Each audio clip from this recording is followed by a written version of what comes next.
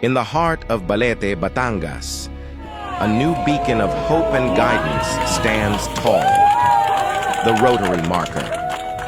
This magnificent 35-foot structure, made possible by the combined efforts of the Rotary Club of Lipa and the Rotary Club of Balete Premier, symbolizes the enduring spirit of community and service.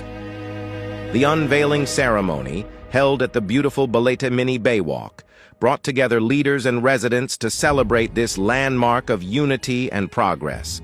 But beyond its striking presence, the Rotary Marker has taken on an unexpected yet vital role. Unplanned yet perfectly positioned, the Rotary Marker now serves as a guiding light for fishermen in Lipa, Batangas.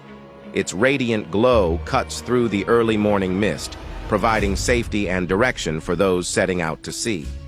Dati po kasi inaabot po kami sa paghahanap pagdaong, mga 2 oras pong inaabot bago namin makita ang pagdaong namin. Nung itinayo po ang Rotary Club, inaabot na lang po kami mga kalahating oras. Madali po kaming nakakarating sa aming pagdaong para makapahinga ng mas maaga. Napakaganda ng kanilang ginawang ari sa aming mga mangingisda. Palatandaan namin siya ng, lalo pag malayo, kita-kita namin siya. Adi natutukoy namin kung saan kami dodoong. Lalo na pagkagabi. Noong naisip ng RC Lipa na gawin yung marker na ito, inisip lang namin na in compliance sa requirement ng aming governor. Pero bandang huli naisip namin na hindi pala. Dapat makita din ng community ng Balete na buhay ang Rotary sa lugar na ito. Ang maganda, nung bandang huli, nung maitayo namin, may malaki palang impact sa community.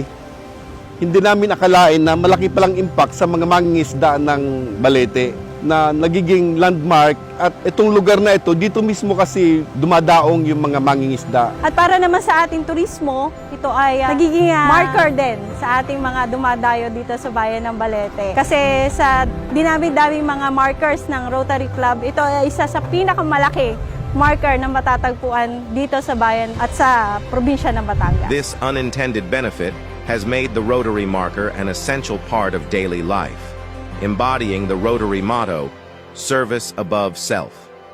As day turns to night, the Rotary Marker stands as a testament to what can be achieved when communities come together, shining brightly for all to see.